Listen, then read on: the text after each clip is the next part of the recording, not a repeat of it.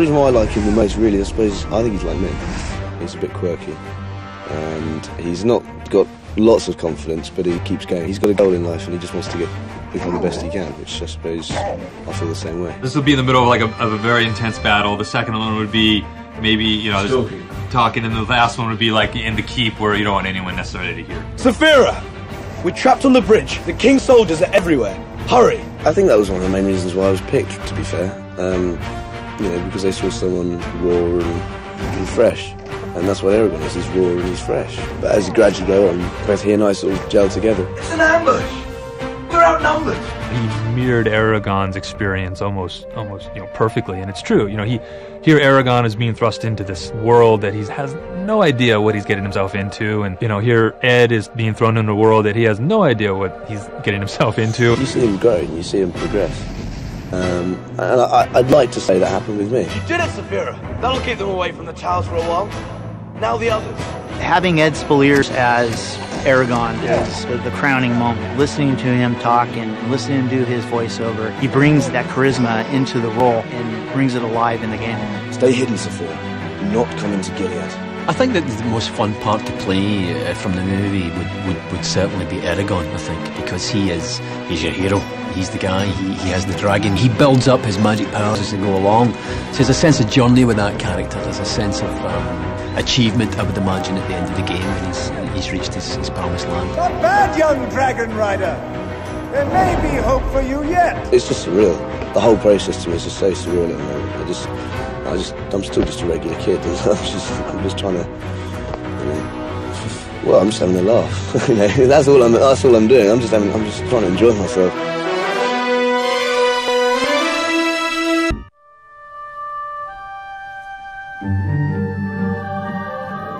Eragon, no. It's a trap. I play Arya. Arya is essentially the courier for what will become Shaphira the dragon. You, Eragon, are the only one that can help. I'm being held in Durza's fortress at Gilead. Please, save me. I was aware of the project and absolutely desperate to do it. They rang me up and they said, oh, they would, you know, how would you feel about doing Eragon? And I was like, I'd love to. I'm like, okay, well, you need to go to the airport now. And you're starting in 2 days' time. I was like, oh, okay. and on these, if we can go both pronunciations, Sienna, that would be great. Brisingir. I'd never done sword work before, so I had to work non-stop because Arya's fights are supposed to be the strongest, and she's supposed to be the fastest, and the fastest fighter, and the best at swords, and, you know, the biggest athlete and the warrior of the movie. And maybe one where you're trapped, there's like a dead end, and maybe people are following you, you need to find a way out real quick. Be strong, Eragon. There is this kind of spiritual, sacred quality to her as a person and to, you know, her character. And again, it makes a lot of sense why they ended up casting her. She's a great fighter. One of the greatest things that she really appreciated was the fight scenes.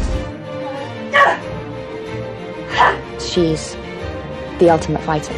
So that was really hard for me because I had to outfight all the boys. I've got all my spinning moves and all the cartwheels and falling backwards and catching onto the dragon's tail and spinning around and spinning on the floor. There's just no qualms about who's the best warrior. I mean, clearly, Sienna Guillory. She definitely, by far, tough.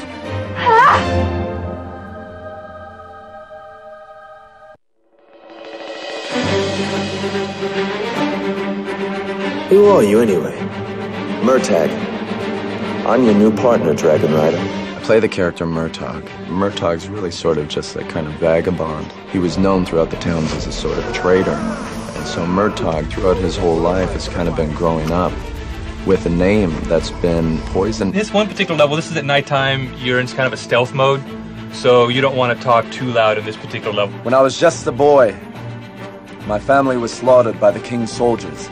The only person I've ever trusted was myself. When they approached me about coming in for the video game, I was like, of course I'll do that. But I've definitely had my share of playing video games.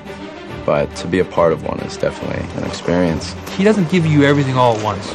You're always wondering, like, is he up to something? Because, you know, he's also got that prankster quality to him as well. So it's like, is he, you know, you always kind of got to watch him because he's, you know, you just never know what he's going to come up with. Is that mighty blade too much for you, young dragon rider? Somehow this sword just feels right. Garrett Hedlund was actually the first actor to come in and record. We worked him. He was close to hoarse at the end of the session. I hold them back. Use your blade. Preparing for the voiceover session is much different than acting in the film. For every line, you sort of dissect it, and you say them over and over with different levels of intensity and energy. Urgles! Behind! Let's go! I'm surprised I made it through this section. I thought I was going to have laryngitis by the time I walked out of here. Eragon, call your dragon! I had good fun with Garrett. He's a good boy. You can tell he's a farm boy, but he's a giggle. I'm at least happy that my character can wield the sword better than Eragon.